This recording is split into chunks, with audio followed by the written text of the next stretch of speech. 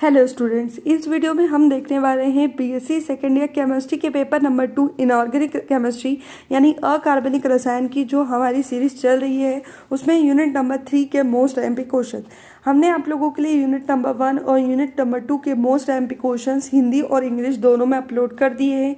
जिन students ने वो वाली वीडियोस नहीं देखी है वो डिस्क्रिप्शन बॉक्स में दी गई प्लेलिस्ट पर जाकर चेक कर सकते हैं। तो बिना देर के स्टार्ट करते हैं यूनिट नंबर 3 के मोस्ट एमपी क्वेश्चन।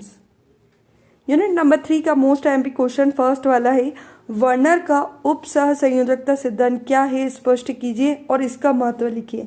यहाँ हमें बताना है कि वर्नर का उप सह संयोजकता सिद्धांत क्या होता है, साथ में हमें इस सिद्धांत का महत्व भी लिखना रहेगा।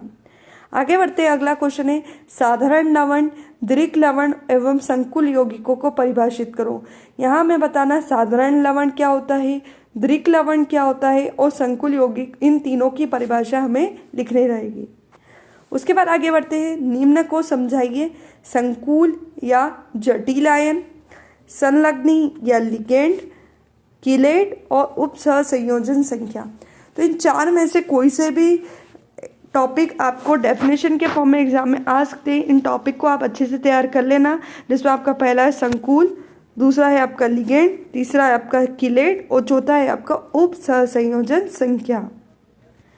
आगे बढ़ते हैं, अगला क्वेश्चन है प्रभावी परमाणु संख्या EAN और इसकी सीमाओं पर टिप्पणी लिखो। यहाँ पर हमें बताना है प्रभावी परमाणु संख्या EAN क्या होता है और साथ में हमें उसकी सीमाएं भी लिखनी रहेगी। उसके बाद आगे बढ़ते हैं, अगला क्वेश्चन है कीलेट क्या है, ये किस प्रकार बनते हैं, इनके उपयोग भी लिखो।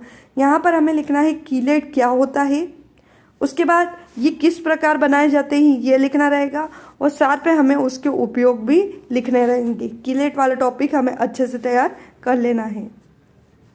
अगला क्वेश्चन है संकुल यौगिकों की विभिन्न समावयवता का वर्णन करो। ये वाला टॉपिक बहुत ही इंपॉर्टेंट है, लॉन्ग सेक्शन में आपको आ सकता है। जितने भी प्रकार की समावयवता होती है वो आपको अच्छे से तैयार कर लेना है, क्योंकि समावयवता दो प्रकार की होती है और उनके दो प्रकारों के अंदर भी आपको बहुत सारी कैटेगरी मिलने वाली है। तो समावयवता वाला टॉपिक आपको अच्छे से रेडी कर लेना है। उसके बाद है उप सह संयोजन संख्या 6 वाले संकुल में त्रिविम समावयवता का विस्तार से वर्णन करो। अब देखो, यहाँ पर जो समावयवता थी उसका एक पार्ट उन्होंने यहाँ पर अलग से पूछ लिया है। तो इस तरह से भी एग्जाम में क्वेश्चन आ सकता है कि उप सह संयोजन संख्या 6 वाले संकुलों में त्रिविम समावयवता का विस्तार से वर्णन करो। यानी हमें त्रिविम समावयवता बतानी है और उसके जो प्रकार होते हैं वो आपको इस आंसर में लिखने रहेंगे। आगे बढ़ते अगला क्वेश्चन है संयोजकता बंध सिद्धांत VBT के आधार पर उप सह संयोजन संख्या 6 वाले संकुलों के निर्माण को समझाइए। यहाँ हमें संयोजकता बंध सिद्धांत, जिसे इंग्लिश में VBT बोलते हैं, उसके आधार पर हमें उप सह संयोजन संख्या 6 वाले संकुलों का निर्माण समझाना रहेगा। अब याद रखना, उप सह संयोजन संख्या जिसकी 6 होती है उसे हम अष्टफलकीय संकुल बोलते हैं, है ना। तो अष्टफलकीय संकुल किस प्रकार बनते हैं उसे हमें VBT सिद्धांत के आधार पर एक्सप्लेन करना रहेगा। इसी तरह से आपको ये क्वेश्चन भी आ सकता है संयोजकता बंध सिद्धांत VBT के आधार पर उप सह संयोजन संख्या 4 वाले संकुलों का बनना समझाइए। वही सिद्धांत आपको VBT के आधार पर यानी सह संयोजकता बंध सिद्धांत के आधार पर ऐसे संकुल जिसकी उप सह संयोजन संख्या 4 है उनका बनना हमें समझाना है। अब जो 4 वाले संकुल होते हैं वो दो प्रकार के होते हैं, चतुष्फलकीय और वर्ग समतलीय।